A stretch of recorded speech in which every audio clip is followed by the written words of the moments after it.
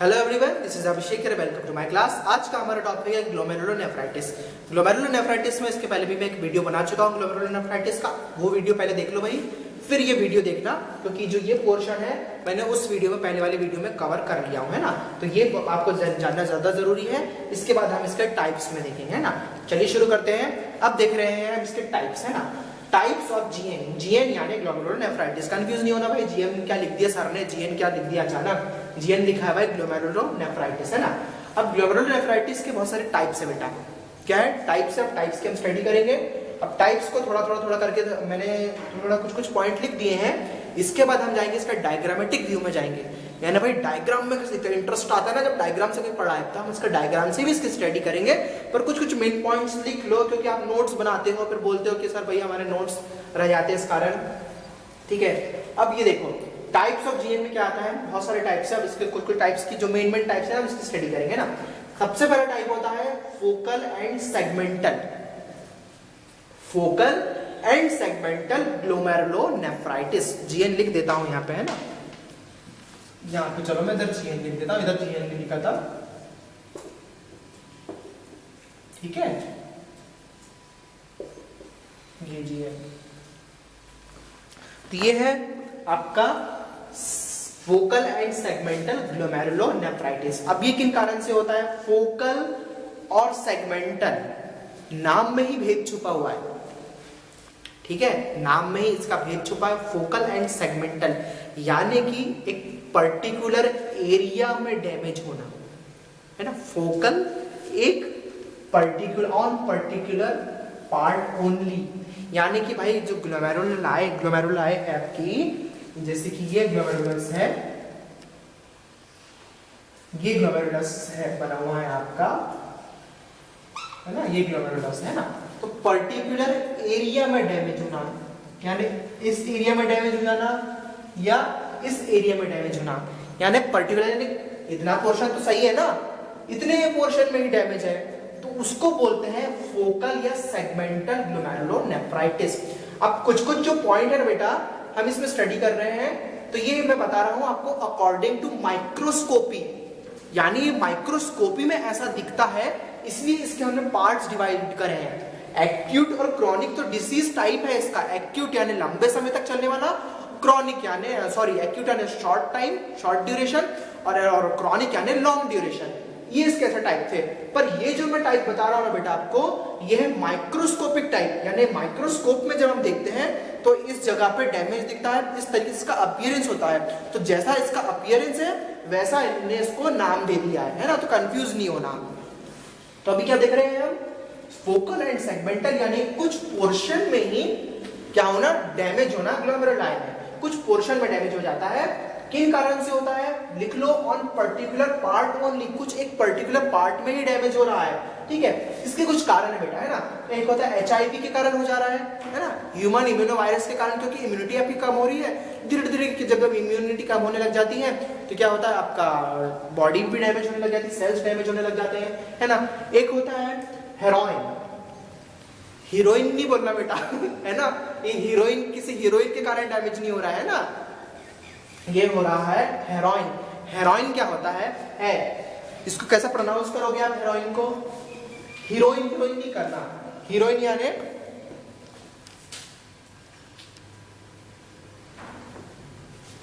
ये हाँ में बड़ी की मात्रा हो जाता है, हीरोइन जो हमारी फिल्म वाली हीरोइन होती है ना। और ये जो हीरोइन, ये हेरोइन है, ये है हाँ में ए की मात्रा, हेरोइन, है ना। ये क्या है हेरोइन, हेरोइन अब्यूज, ठीक है।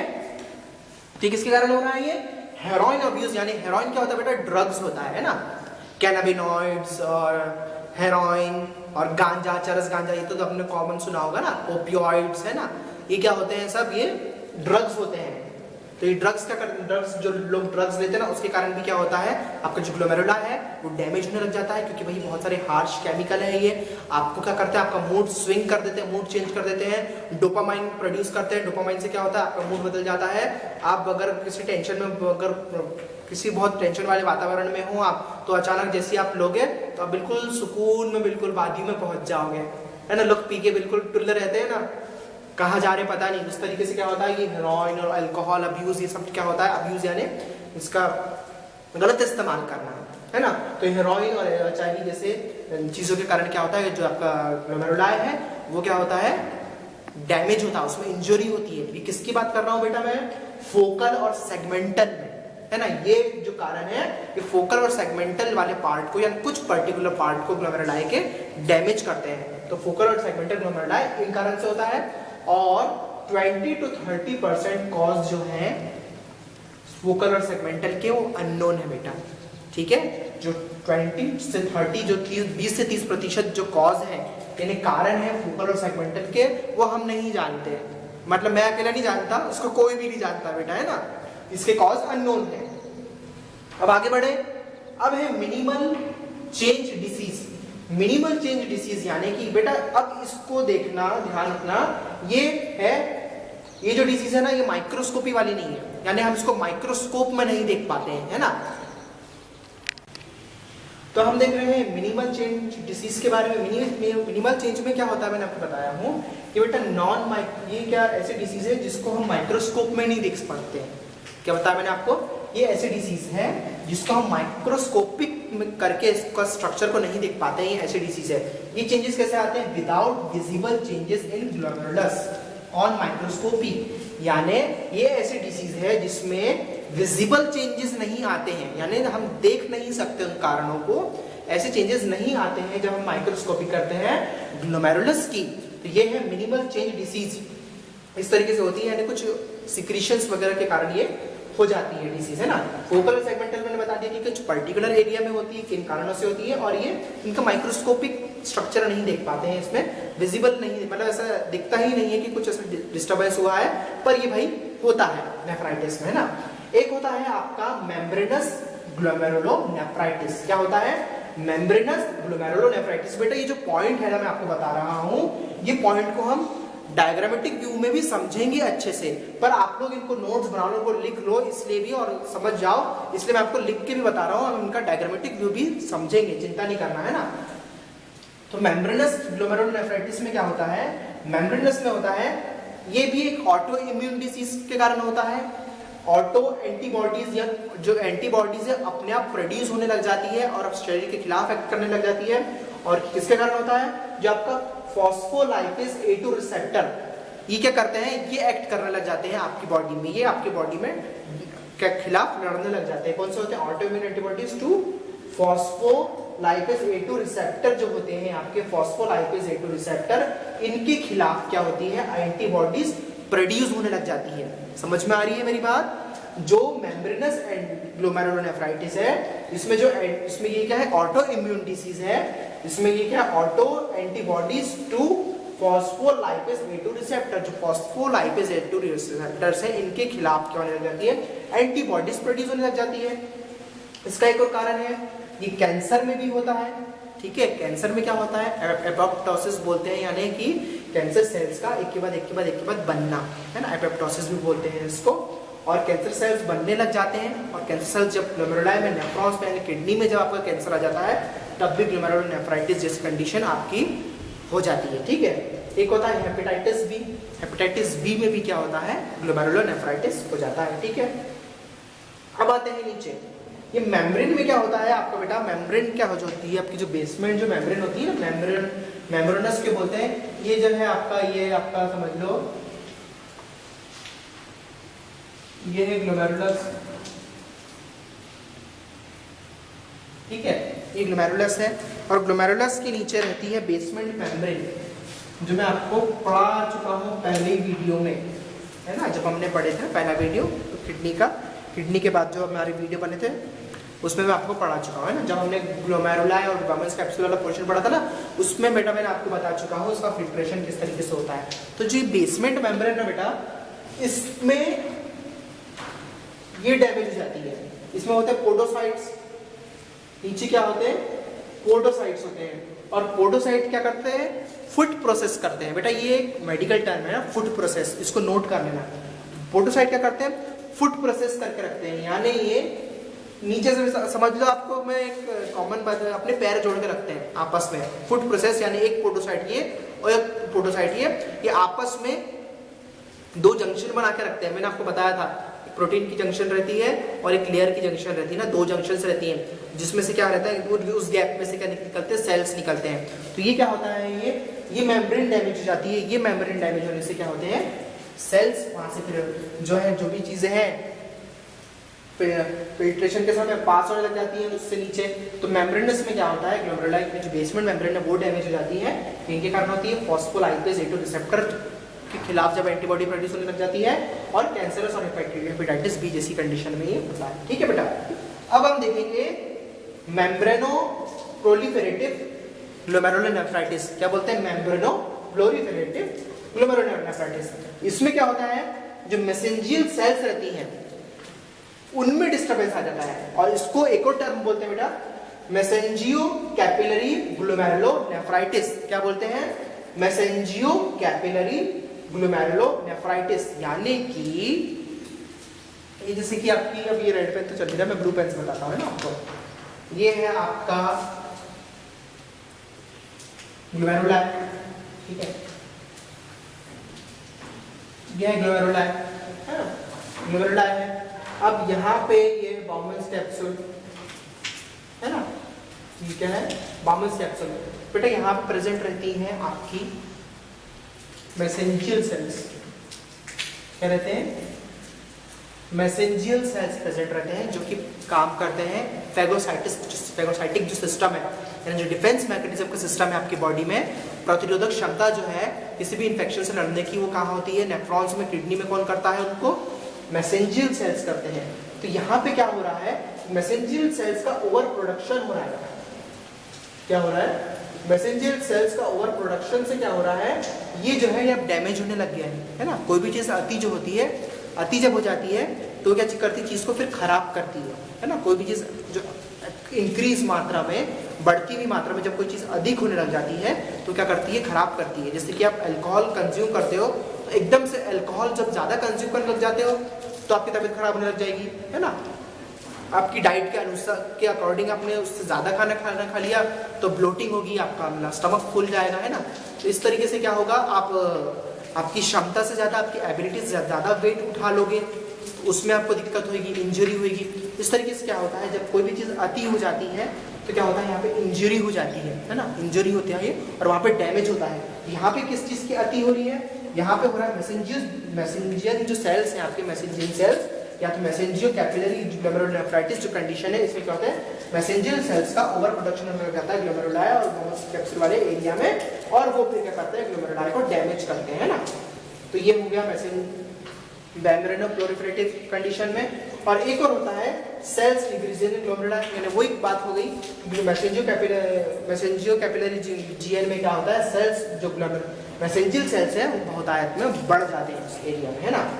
अब एक होता है बेटा IgA नेफ्रोपैथी, यानी कि नाम में ही भेद छुपा हुआ है, नेफ्रोपैथी, यानी कि नेफ्रॉन में, क्योंकि किडनी का ऐसे बनी है आपकी, नेफ्रॉन से बनी है, नेफ्रो में पैथी हो जाना, यानी नेफ्रॉन्स में डिसीज हो जाना किसी प्रकार की, ठीक है। तो क्या हो रहा है, IgA में नेफ्रोपैथी हो जा रही है।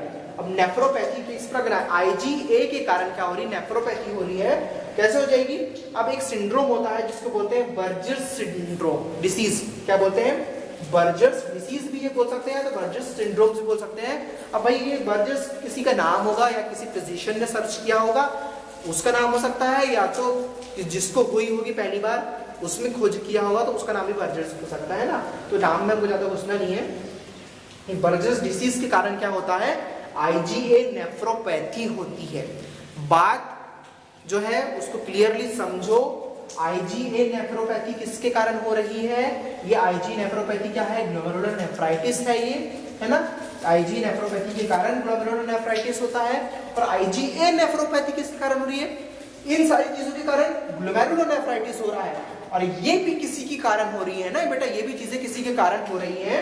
तो ये किसके कारण हो रही है, बर्जर्स डिसीज के कारण होता है IgA नेफ्रोपैथी। क्यों होता है ये, जब आपको रेस्पिरेटरी इंफेक्शन हो जाता है है ना। मैंने आपको पहले भी बता चुका, स्ट्रेप थ्रोट भी क्या होता है, स्ट्रेप थ्रोट बताया ना आपको मैंने प्रीवियस वीडियो में। स्ट्रेप थ्रोट किस तरीके से होता है, इस तरीके से क्या होता है, आपको जब रेस्पिरेटरी डिसीज यानी लंग्स में जब आपको डिसीज हो जाती है तो क्या होता था बेटा, मैं आपको जब रेस्पिरेटरी डिसीज हो जाती है यानी लंग्स में जब आपको कोई भी डिसीज हो जाती है, लंग्स में होने वाली डिसीज में क्या होता है, मैंने आपको क्या बताया, एंटीबॉडीज प्रोड्यूस होती है। एंटीबॉडीज क्या करती है, इन्फेक्शन से लड़ने का काम करती है ना। आपकी बॉडी में कोई भी इन्फेक्शन होता है, जब एंटीबॉडीज प्रोड्यूस होती है तो रेस्पिरेटरी जब डिसीज होती है तो आपकी कौन सी एंटीबॉडी निकलती है, आपकी एंटीबॉडी होती है IgA होती है। नाम बता रहा हूं मैं ना, ये प्रोड्यूस नहीं हो रही है अभी, प्रोड्यूस कौन सी होगी मैं वो बताऊंगा बाद में। IgA, IgG, IgM, IgE, इस तरीके से क्या होती है आपकी IgG, इस तरीके से क्या होती है आपकी एंटीबॉडीज होती हैं। अब जब भी इंफेक्शन होता है आपको तो कोई ना कोई एंटीबॉडीज बेटा प्रोड्यूस होती हैं। अब कोई एक पर्टिकुलर ही क्यों होती है बेटा, पर्टिकुलर इसलिए होती है कि जैसे कि आपको समझ लो, मैं आपको एक एग्जांपल देता हूं कि आपके देश पे हो रहा है हमला। जब आपके देश पे हमला होता है तो क्या होता है, अगर हवाई हमला होगा तो क्या पानी वाले जो वाटर में जो रहते हैं जैसे नेवी, क्या उसको करेगी, हमले का जवाब देगी? नहीं ना, क्योंकि जब हवाई हमला होगा, जब एयर में हमला होगा, हवा में, तो एयरफोर्स वाले उससे लड़ेंगे, है ना। जब पानी से, समुद्र से, कोई नदी से कोई हमला करेगा, नदी के थ्रू कोई हमला करेगा तो नेवी जो फोर्स है हमारी इंडियन आर्मी की, नेवी वाले हमला करेंगे, है ना। एयर में होगा तो एयरफोर्स वाले, पानी में होगा तो नेवी वाले, और जब जमीन पे स्थल पे होगा तो कौन हमला करता है बेटा, आर्मी वाले हमारे, है ना। आर्मी जो नॉर्मल आर्मी रहती है ना हमारी, वो हमला करती है। तो जब जिस जगह पे हमला होगा तो वो लोग क्या करते हैं, हमले का जवाब देते हैं। तो इसी तरीके से बेटा हमारी बॉडी में जब जो बैक्टीरिया है, जिस पैथोजन से हमला हो रहा है, तो उसके लिए जो आपकी बॉडी में आर्मी प्रेजेंट है ना, जो तैनात है आर्मी की, भाई ये आर्मी, ये आपकी डिफेंस मैकेनिज्म इस पर्टिकुलर चीज से लड़ सकती है, तो वो ही क्या होती है आपकी बॉडी से प्रोड्यूस होती है और वो उससे लड़ती है। बात क्लियर हुई? तो इसमें क्या होता है बर्जर्स डिसीज में कि रेस्पिरेटरी जब इन्फेक्शन होता है तो IgA जो एंटीबॉडी होती है वो प्रोड्यूस होने लग जाती है। तो जो IgA एंटीबॉडी जब प्रोड्यूस होती है बेटा तो ये ब्लड में घुलेगी, और ब्लड में घुल के कहाँ आएगी, आपके ग्लोमेरुलाई में डिपॉजिट होने लग जाएगी, जमने लग जाएगी।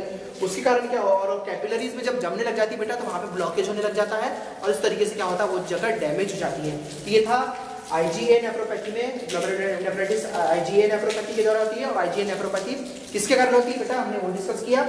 अब एक है पॉकी इम्यून क्रिसेंट डिसीज, कौन सी है, PAUCI, पॉकी इम्यून क्रिसेंट डिसीज। ये क्या होती है, वस्कुलाइटिस बोलते हैं इसको। वस्कुलाइटिस में होता है ये इन्फ्लेमेशन इन ब्लड वेसल्स, यानी कि जो ब्लड वेसल्स होती हैं उनमें इन्फ्लेमेशन हो जाता है, ठीक है। ये स्वेल अप हो जाती है, ये फूल जाती है ये, और इनमें क्या होता है इन्फ्लेमेशन होने के कारण ये डैमेज होने लग जाती है।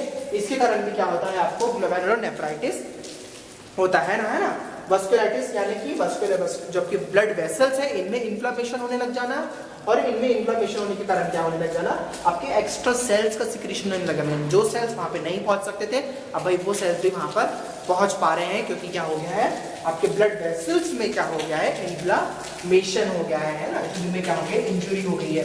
ये था भाई हमारा पॉकी इम्यून क्रिसेंट डिसीज, यानी कि क्या हो रहा है भाई, क्योंकि ब्लड वेसल्स में क्या हो रहा है, आपकी ये जैसे ब्लड वेसल्स है, ये ब्लड वेसल बेटा, अब इसमें इंजरी हो गई है ना, इंजरी हो गई है तो आप जो भी ब्लड में क्या क्या है, फिब्रिन है, फिब्रिन रहता है ना, फिब्रिन कोआगुलेटिंग फैक्टर्स हो गए आपके, ब्लड सेल्स हो गए आपके, RBC, WBC, neutrophil, monocyte, leukocyte, क्या हो गया भाई बेटा, इनमें क्या हो गया, डिसीज से बाहर आने लगा है। अभी क्या बाहर आते हैं तो क्या होते हैं आपके ब्लड में से, अब निकलने, ब्लड में से निकल के आप कैपिलरीज, क्योंकि फूट गई है बेटा।